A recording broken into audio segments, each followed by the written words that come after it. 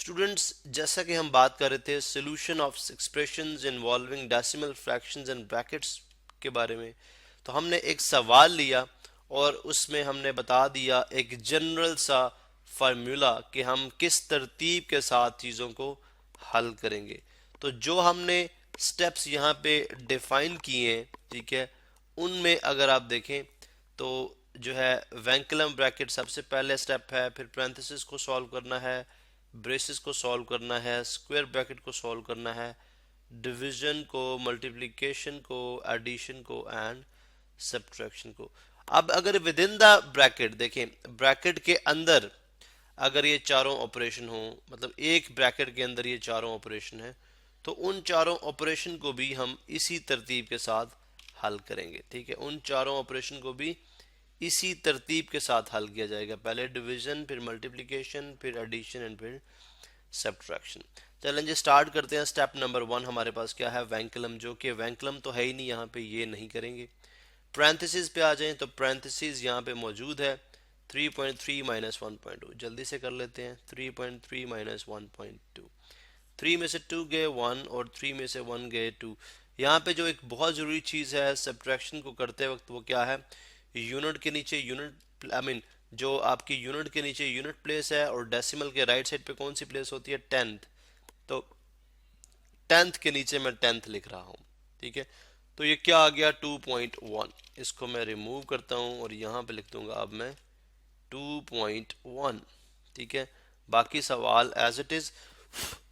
बाकी सवाल क्या है, मल्टीप्लाइड बाय 2.5 और यहाँ पे अब सिर्फ रह गई हमारे पास ब्रेसेस, यानी पैरेंथेसिस भी हमने सॉल्व कर दी। अब हम करेंगे ब्रेसेस को सॉल्व। बाकी सवाल एज इट इज, -6 यानी 6.4 and then minus sign and then 6.4। चलें जी, अब बारी आ गई ब्रेसेस की। 2.1 को मल्टीप्लाई कराएंगे 2.5 के साथ। अभी आप ऐसा करें कि डेसिमल को जस्ट इग्नोर करते हुए हम सिर्फ नंबर को लिख लेते हैं 25 एंड 21। अब मैं आप सिर्फ इनको मल्टीप्लाई कराएं, ये यूनिट प्लेस है, ये टेंस प्लेस है, तो 1 5 ज़र 5, 5 यूनिट, 1 2 ज़र 2, 2 टेंस, 5 2 ज़र 10। देखें 10 टेंस आए हैं। ठीक है, 5 2 ज़र 10, ये बड़ी इंपॉर्टेंट चीज़ बता रहा हूँ यहाँ पे, 2 5 ज़र 10 या 5 2 ज़र 10। तो टेंस को ज़ाहिर है यूनिट के नीचे नहीं लिखेंगे, क्रॉस लगा दूंगा। 5 2 ज़र 10 जीरो लग गया और 1 10 कैरी चला गया, तो 2 2 ज़र 4 10 यहाँ पे और 1 10 यहाँ पे, तो 5 5 10, तो ये आ जाएगा 5 2 और 5। हमने क्या करना है, हमने डेसिमल के यानी दोनों नंबर्स के अंदर, दोनों डेसिमल्स के अंदर, डेसिमल के बाद राइट साइड पे जितने डिजिट हैं उतने हम आंसर्स के अंदर डेसिमल प्लेस करेंगे, यानी उतने डिजिट के बाद। तो डेसिमल के बाद एक डिजिट ये है और एक डिजिट ये है, दो डिजिट। तो आप राइट साइड से लेफ्ट की तरफ मूव करते हुए डिजिट्स काउंट करें और दो डिजिट्स के बाद डेसिमल लगा दें, 1 2, तो यहाँ पे डेसिमल आ गया। इसका मतलब है इसको हल करने से जवाब आया 5.25। तो हम लिख देंगे 5.25, 5.25 और ये क्या है 6.4 में से हम माइनस कराएंगे।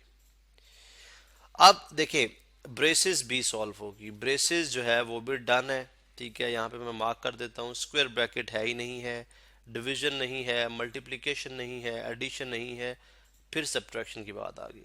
अब सब्ट्रैक्शन को 6.4 में से अगर मैं 5.25 माइनस करूं, तो अगेन डेसिमल के नीचे डेसिमल, यूनिट प्लेस के नीचे यूनिट प्लेस, टेंस प्लेस के नीचे टेंस प्लेस।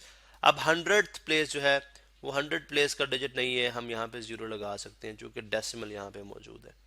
तो आप देख सकते हैं जीरो में से 5 सब्ट्रैक्ट नहीं कर सकते, यहाँ से 1 बोरो लेंगे, ये 10 हो जाएगा, 10 में से 5 निकालेंगे तो 5।